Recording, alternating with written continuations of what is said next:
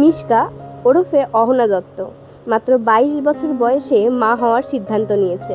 2023 সালে সে আইনতভাবে বিয়ে করে এবং 2025 সালে সে একটা সুখবর দেয় যে সে মা হতে চলছে।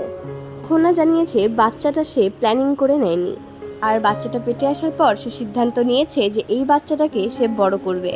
অভিনয় জগৎ থেকে এখন সে বিরতি নিয়েছে, কিছুদিন তাকে বিশ্রাম করেই কাটাতে হবে, এবং তার মধ্যেই বেড়ে উঠছে একটা ছোট্ট সোনা। এই সময় ইনস্টাগ্রামে অহনার নানান রকম ভিডিও দেখা যাচ্ছে। এবার বলি, অহনার কন্যা সন্তান হয়েছে কি পুত্র সন্তান হয়েছে। অহনা এখন 8 মাসের গর্ভবতী। খুব তাড়াতাড়ি আমরা জানতে পারবো যে অহনার কন্যা সন্তান হয়েছে কি পুত্র সন্তান হয়েছে। এই ব্যাপারে অহনা জানিয়েছে অহনাও এই ব্যাপারটা জানার জন্য অনেক আগ্রহী। আপনাদের কি মনে হয়, অহনার পুত্র সন্তান হবে নাকি কন্যা সন্তান হবে? কমেন্টে জানাবেন, এবং ভিডিওটা ভালো লাগলে একটি লাইক করে দিবেন।